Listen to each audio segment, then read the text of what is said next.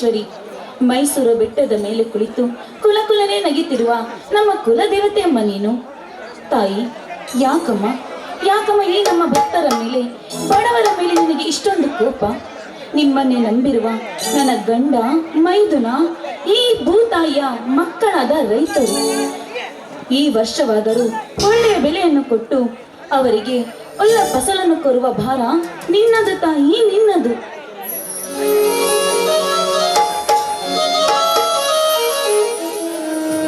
ದಿನನಿತ್ಯ ಪೂಜೆ ಮಾಡಿ ಹಾರತಿ ಎತ್ತಿ ಬೆಳಗಿದರೆ ಈ ರೈತನ ಕಷ್ಟ ತಪ್ಪಿಸಬಹುದೇ ಆ ನಿನ್ನ ದೇವರು? ಯಾಕ್ರಿ ಈ ತಾಯಿಯ ಮೇಲೆ ನಿಮಗೆ ಇಷ್ಟೊಂದು ಅಪನಂಬಿಕೆ? ಅಪನಂಬಿಕೆ ಇಡಲೇಬೇಕು ಕಾವೇರಿ, ಅಪನಂಬಿಕೆ ಇಡಲೇಬೇಕು. ಯಾಕಂದರೆ ಒಟ್ಟಿಗೆ ಕೂಡಿಲ್ಲದ ಹುರಿಯುವ ಕೆಟ್ಟ ಬಿಸಿಲಿನಲ್ಲಿ ಬೆನ್ನಿಗೆ ಬಟ್ಟೆ ಕಟ್ಟಿಕೊಂಡು ದುಡಿಯುತ್ತಿರುವ ಈ ಸಂಕಟನ ಕೂಗು ಕೇಳಿ ಆ ಮೇಘರಾಜನ್ನೇ ಬಲೆ ಮಾಡಿಕೊಳ್ಳುತ್ತಾಳೆ ಈ ನಿನ್ನ ದೇವರು. ಇಲ್ಲ ಕಾವೇರಿ, ಇಲ್ಲ. ಕಂಡವರ ಹತ್ತಿರ ಕೈ ಚಾಚಿ ಸಾಲ ಮಾಡಿ ಬೀಜ ಗೊಬ್ಬರ ತಂದು ಈ ಭೂಮಿ ಮೇಲೆ ಬಿತ್ತಿ ಅಬ್ಬರಲಿಂದ ಬೆಳೆ ಬೆಳೆಸಬೇಕಂದಾಗ ಮಳೆ ಇಲ್ಲದ ಗತಿಯನ್ನು ಕಂಡು ಆತ್ಮಹತ್ಯೆ ಮಾಡಿಕೊಳ್ಳುವುದನ್ನು ತಡೆದು ನಿಲ್ಲಿಸ್ತಾಳೆ ಈ ನಿನ್ನ ದೇವರು. ಇಲ್ಲ ಕಾವೇರಿ, ಇಲ್ಲ. ಕಣ್ಣು ಮುಚ್ಚಿ ಕುಳಿತುಕೊಂಡಿರುವ ಈ ಕಲ್ಲು ದೇವರಿಗೆ ಕರುಣೆ ಎಲ್ಲಿಂದ ಬರಬೇಕು ಕಾವೇರಿ, ಎಲ್ಲಿಂದ ಬರಬೇಕು? ಯಾಕ್ರಿ ನಿಮ್ಮ ಈ ಬಾಯಿಂದ ಇಂಥ ಅಪಶಕುನದ ಆಯ್ತು ಕಣೆ, ನಿನ್ನ ಇಷ್ಟದಂತೆ ಆಗ.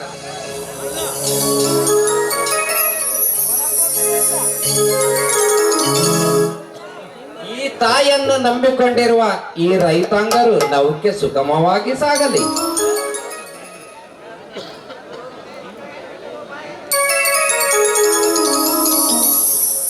ಈ ತಾಯಿಯನ್ನು ನಂಬಿದ್ಮೇಲೆ ನಮ್ಮ ಬಾಳು ಬಂಗಾರವಾಗುವುದರಲ್ಲಿ ಸಂದೇಹವೇ ಇಲ್ಲ ರೀ.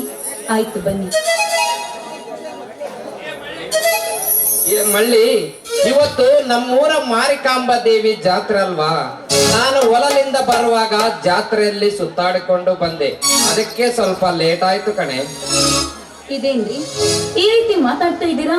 ಅಲ್ಲ, ಜಾತ್ರೆಗೆ ನೀವು ಒಬ್ರೇ ಹೋಗಿದ್ರೇನು? ನನಗೋಸ್ಕರ ಏನು ಕೂಡ ತಂದಿಲ್ವಾ? ತಂದಿದ್ದೀನಿ ಚಿನ್ನ, ನಿನಗೊಂದು ಒಳ್ಳೆ ಗಿಫ್ಟ್ ಕೂಡ ತಂದಿದ್ದೀನಿ. ಏನ್ರಿ ಅಂತ ಗಿಫ್ಟು? ಬೇಗ ಕೊಡಿ. ಹಾಗೆಲ್ಲ ಕೊಡೋದಕ್ಕೆ ಬರೋದಿಲ್ಲ ನನ್ನ ರಾಣಿ. ನೀನು ಕಣ್ಣು ಮುಚ್ಚಿಕೊಂಡು ನಿನ್ನ ಬಲಗೈ ನನಗೆ ಕೊಟ್ರೆ ಮಾತ್ರ ನಾನು ನಿನಗೆ ಕೊಡುವುದು. ಸರಿ, ಹಾಗಿದ್ರೆ ನಾನು ಕಣ್ಣು ಮುಚ್ಕೊಳ್ತೀನಿ, ನೀವು ಬೇಗ ನನಗೆ ಆ ಗಿಫ್ಟ್ ಅನ್ನು ಕೊಡಿ.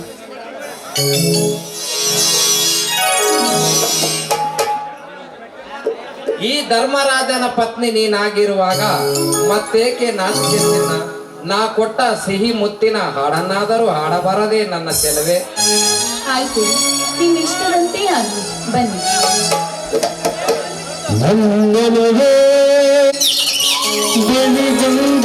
ಸಿಹಿ ಮುತ್ತು ನೀಡು, ಸಿಹಿ ಮುತ್ತಿನ ಕಾಣಿಕೆ ಬಾರೆ ನನ್ನ ಸನಿಹಕ್ಕೆ.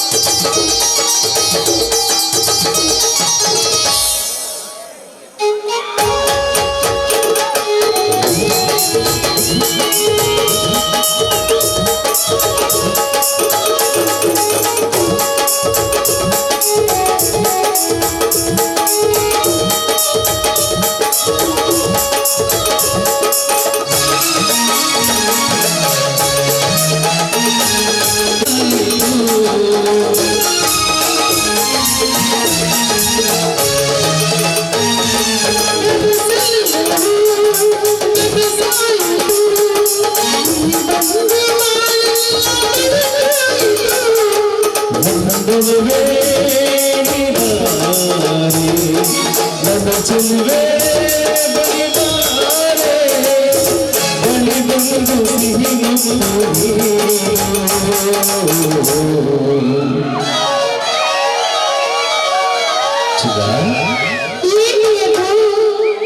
ಇವತ್ತು ಸಿಹಿ ಮುತ್ತಾದ್ರೂ ಕಡೆ ಸಿಹಿ ಮುತ್ತಿನ ಗಾಳಿಗೆ ಈ ಬಾರಿನ ಸನಿಹೆಗೆ ಸಿಹಿ ಮುತ್ತಿನ ಗಾಳಿಗೆ ಈ ಬಾರಿನ ಸನಿಹೆಗೆ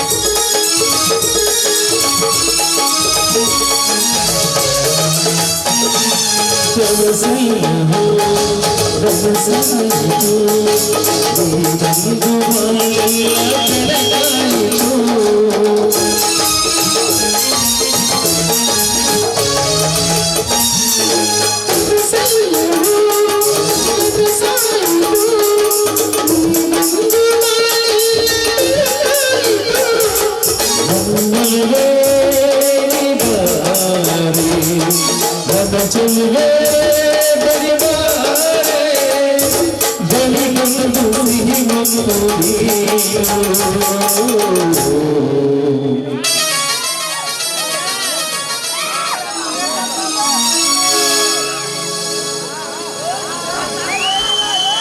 ಸಿಹಿ ಮುತ್ತಿನ ಗಾಳಿಗೆ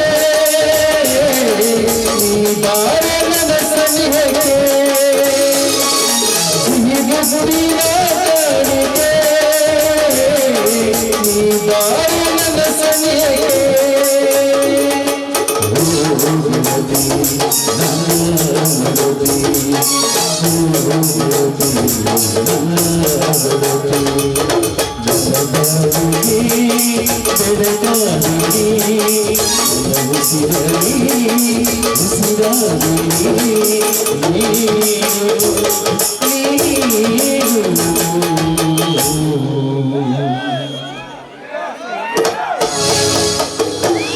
ಸಿಹಿ ಮುತ್ತಿನ ಗಾಳಿಗೆ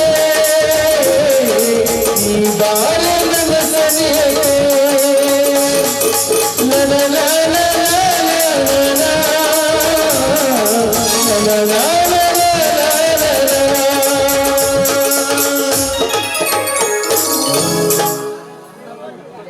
ಕಾವೇರಿ, ನಿನ್ನನ್ನು ನಿಂತು ನೋಡ್ತಾ ಇದ್ದರೆ ನನಗೆ ಹೇಗನಿಸುತ್ತಿದೆ ಗೊತ್ತಾ?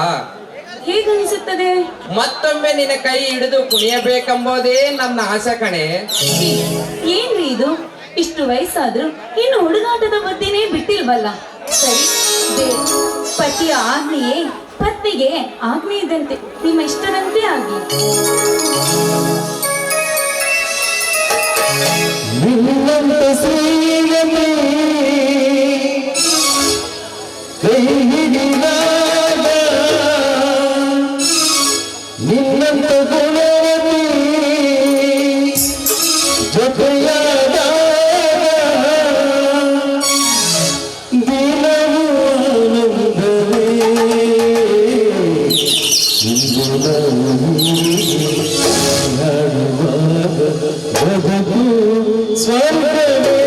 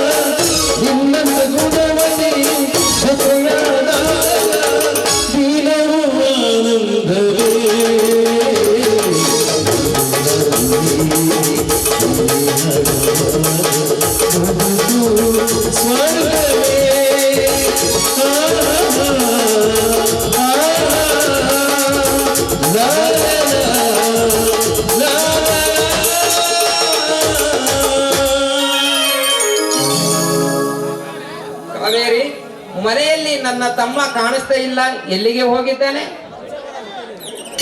ರೀ ಅಲ್ಲಿ ನೋಡ್ರಿ, ನೆನೆಸುವರಷ್ಟರಲ್ಲಿ ನಮ್ಮ ಮೈದುನ ಬಂದೇ ಬಿಟ್ಟ.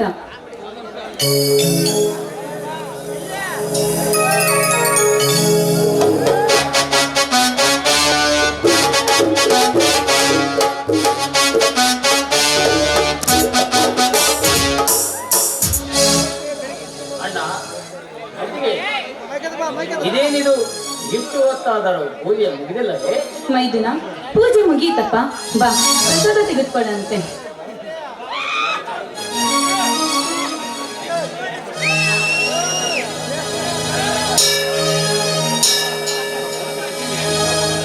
ಗಜೇಂದ್ರ, ಏನಪ್ಪ ನಿನ್ನ ಮೈ ತುಂಬಾ ಕೆಂಪು ಬಣ್ಣ? ಅಣ್ಣ, ಇಂದು ನಮ್ಮ ಗ್ರಾಮ ದೇವತಾದ ಶ್ರೀ ಮಾರಿಕಮ್ಮ ದೇವಿಯ ಜಾತ್ರೆ ಅಲ್ವಾ? ಆ ಜಾತ್ರೆಯಲ್ಲಿ ಪ್ರತಿ ವರ್ಷದಂತೆ ಈ ವರ್ಷನು ಜೋಡೆತ್ತಿನ ಬಟ್ಟೆಯನ್ನಿಟ್ಟಿದ್ದರು. ಆ ಜಾತ್ರೆಯಲ್ಲಿ ಮೆತ್ತುಗಳು ಪ್ರಥಮ ಸ್ಥಾನ ಬಂದಿದ್ದವು ಅಣ್ಣ. ಅದಕ್ಕಾಗಿ ಕೆಂಪು ಬಣ್ಣ ಅಣ್ಣ. ಗಜೇಂದ್ರ, ಏನು ಮಾತನಾಡುತ್ತಿರುವೆ ನೀನು? ಕಲಿತವನಾಗಿ ನಮ್ಮ ಎತ್ತುಗಳನ್ನು ನೀನೇಕೆ ಪಂದ್ಯದಲ್ಲಿ ಬಿಟ್ಟಿದ್ದೆ? ಯಾಕೆ ಮಾಮ, ನನ್ ಗಂಡ ಎತ್ತುಗಳನ್ನ ಷರತ್ತಿಗೆ ಬಿಡ್ಬಾರ್ದಿತ್ತ? ಬಿಡಬಾರ್ದಾಗಿತ್ತು ಸರೋಜ, ಬಿಡಬಾರ್ದಾಗಿತ್ತು. ಯಾಕಂದರೆ ಪ್ರತಿ ವರ್ಷ ಜಾತ್ರೆಯಲ್ಲಿ ಆ ನಂಜನಗೌಡ ಎತ್ತುಗಳು ಪ್ರಥಮ ಸ್ಥಾನದಲ್ಲೇ ಗೆಲ್ಲುತ್ತಾ ಇದ್ದವು. ಈ ವರ್ಷ ಜಾತ್ರೆಯಲ್ಲಿ ಪ್ರಥಮ ಸ್ಥಾನದಲ್ಲೇ ನಮ್ಮ ಎತ್ತುಗಳು ಗೆದ್ದಿದ್ದವೆಂದರೆ ಆ ಗೌಡ ನಮ್ಮ ಮೇಲೆ ಸೇಡು ತೀರಿಸಿಕೊಳ್ಳುತ್ತಾನಮ್ಮ. ಅಣ್ಣ, ಒಂದು ವೇಳೆ ಆ ಗೌಡ ನಮ್ಮ ಮೇಲೆ ಕೆಂಡ ಕಾರಿದಾದರೆ ಅವನ ರುಂಡವನ್ನು ಕತ್ತರಿಸಿ ಬಿಡುತ್ತಾನೆ. ಗಜೇಂದ್ರ, ಮುಚ್ಚು ಬಾಯಿ, ಹುಚ್ಚನಂತೆ ಮಾತನಾಡಬೇಡ. ನೋಡು ತಮ್ಮ, ನಮ್ಮಂತ ಬಡವರು ಬದುಕಬೇಕಾದರೆ ಆ ಶ್ರೀಮಂತನಿಗೆ ಶರಣಾಗಲೇಬೇಕು ತಮ್ಮ, ಶರಣಾಗಲೇಬೇಕು. ಮರಣ ಬಂದರು ಶರಣಾಗುವ ಚಂಡ ನಾನಲ್ಲ. ಗಂಡದೆ ಗಂಡುವುದಿಲ್ಲ ತಮ್ಮ ಗಜೇಂದ್ರ. ನಿಜ ಮಾಮ, ನನ್ ಗಂಡ ಹೇಳ್ತಾರೋ ಮಾತು. ಗಂಡೆದಿಯ ಪುಂಡ ಹುಲಿಯಾಗಿ ಮೆರಿತಾರೋ ನನ್ನ ಗಂಡನ್ನ ಎದುರಿಸುವಂತ ಗಂಡು ಈ ಭೂಮಿ ಮೇಲೆ ಇನ್ನೂ ಹುಟ್ಟಿಲ್ಲ. ಸರೋಜ, ಯಾಕೆ ಬೇಕಮ್ಮ ಈ ಬಡವರಿಗೆ ಗರ್ವದ ಮಾತುಗಳು? ಮೈದುನ, ನಾವು ಸಮಾಧಾನದಿಂದ ನಡೆದರಪ್ಪ, ನಮ್ಮಂತ ಬಡವರಿಗೆ ಬಾಳು ಬಂಗಾರವಾಗಿ ಸಾಗೋದು. ಹೌದು ತಮ್ಮ, ನಿನ್ನ ಹತ್ತಿಗೆ ಹೇಳುವ ಮಾತು ಸತ್ಯವಿದೆ. ಅಣ್ಣ, ಅತ್ತಿಗೆ ನಿಮ್ಮನ್ನು ಅರ್ಥ ಮಾಡಿಕೊಳ್ಳದೆ ವ್ಯರ್ಥ ಮಾತನಾಡಿಬಿಟ್ಟೆ. ನನ್ನನ್ನು ಕ್ಷಮಿಸಿ ಬಿಡಿರಿ.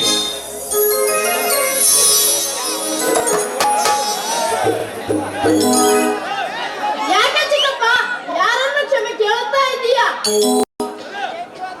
ತಪ್ಪು ಮಾಡಿದ್ದಕ್ಕಾಗಿ ನನ್ನ ಅಣ್ಣನ ಕ್ಷಮೆ ಕೇಳ್ತಿದ್ದೆ ಕುಮಾರ. ಕುಮಾರ, ದೊಡ್ಡವರ ವಿಷಯದಲ್ಲಿ ಈ ರೀತಿ ಎಲ್ಲ ತಲೆ ಹಾಕ್ಬಾರ್ದಪ್ಪ. ಹೋಗು, ನೀನು ಶಾಲೆಗೆ ಹೋಗು. ಅಮ್ಮ, ನಾನಿಂದು ಶಾಲೆಗೆ ಹೋಗುವುದಿಲ್ಲ. ಏಕೆಂದರೆ ಇಂದು ನಮ್ಮೂರಿನ ಜಾತ್ರೆ ಇದೆ ಅಲ್ವಾ, ಅದಕ್ಕೆ. ಏನು? ಆಯ್ತಪ್ಪ, ನಿನ್ನ ಇಷ್ಟದಂತೆ ಜಾತ್ರೆಯನ್ನೇ ಮಾಡು. ಎಲ್ಲರೂ ಜಾತ್ರೆ ಮಾಡುವ ಖುಷಿಯಲ್ಲಿ ಊಟ ಮಾಡೋದನ್ನೇ ಮರೆತು ಬಿಟ್ಟಿದ್ದೀರಾ. ಬನ್ನಿ, ಎಲ್ಲರೂ ಸೇರಿ ಊಟ ಮಾಡೋರಿ ಅಂತೆ. ಅತ್ತಿಗೆ, ಊಟದಕ್ಕಿಂತ ಮುಂಚಿತವಾಗಿ ನಿಮ್ಮ ಮಧುರವಾದ ಕಂಠದಿಂದ ಒಂದು ಮಧುರವಾದ ಗೀತೆಯನ್ನು ಕೇಳಬೇಕೆಂಬುದೇ ನಮ್ಮೆಲ್ಲರ ಆಸೆ. ಆಯ್ತಪ್ಪ, ನಿಮ್ಮೆಲ್ಲರ ಆಸೆ ಅಂದ್ರೆ ನಾನು ಕೂಡ ನಿಮ್ಮ ಆಸೆ ನನಗಾಸೆ. ಬನ್ನಿ.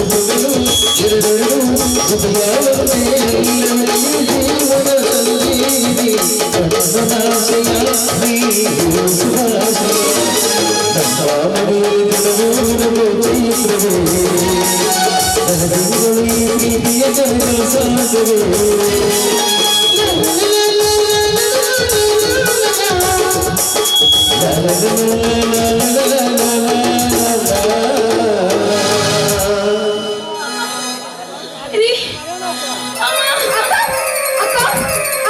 ರೀ. ಏನಾಯ್ತು ಕಾವೇರಿ, ನಿನಗೆ ಏನಾಯ್ತು? ಹೋಗಿ ಡಾಕ್ಟರ್ ಅನ್ನು ಕರೆದುಕೊಂಡು ಬರಲೇ? ರೀ, ಯಾಕೋ ನನಗೆ ತುಂಬಾ ತುಂಬಾ ಹೃದಯ ನೋವಾಗ್ತಿದೆ ರೀ. ಅಮ್ಮ.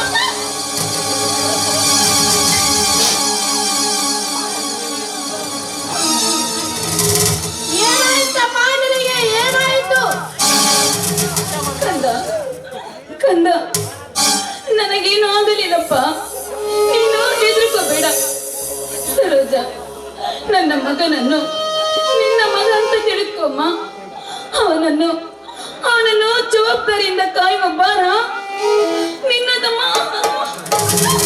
ಅಕ್ಕ, ದಯವಿಟ್ಟು ಈ ರೀತಿ ಎಲ್ಲ ಮಾತಾಡ್ಬೇಡಿ. ನಿಮ್ಗೆ ಏನಾಗೋದಿಲ್ಲ. ಧೈರ್ಯ ತಡ್ಕೊಳ್ಳಿ. ಅಣ್ಣ, ಮೊದಲು ಅತ್ತಿಗೆನ ಕರೆದುಕೊಂಡು ಆಸ್ಪತ್ರೆಗೆ ನಡೆಯೋಣ. ಬೇಡ ತಮ್ಮ, ಬೇಡ. ನಾನೇ ಆ ಪಕ್ಕದ ಮನೆ ರಾಜುನನ್ನು ಕರೆದುಕೊಂಡು ಆಸ್ಪತ್ರೆಗೆ ಹೋಗುತ್ತೀನಿ. ನೀವು ಮನೆ ಕಡೆ ಎಲ್ಲ ಧೈರ್ಯವಾಗಿರ್ರಿ. ನಡಿ ಕಾವೇರಿ, ಹೋಗೋಣ ಆಸ್ಪತ್ರೆಗೆ. ಅಮ್ಮ, ನಾನು ಬರ್ತೀನಮ್ಮ ನಿನ್ನ ಜೊತೆಗೆ. ಬೇಡಪ್ಪ, ಬೇಡ. ಅವರು ಆಸ್ಪತ್ರೆಗೆ ಹೋಗಿ ಬರ್ಲಿ, ನಾವು ಮನೇಲೇ ಇರೋಣ. ರೀ, ನಾವಿಲ್ಲೇ ನಿಂತಿದ್ರೆ ಅವ್ನು ಹೋಗ್ಬೇಕು ಅಂತ ಹಠ ಮಾಡ್ತಾನೆ. ನಡೀರಿ ಒಳಗಡೆ ಕರ್ಕೊಂಡು. ಆಯ್ತು, ನಡೀತಾರ ಹೋಗೋಣ. ಬಾ ಕಂದ, ಬಾ.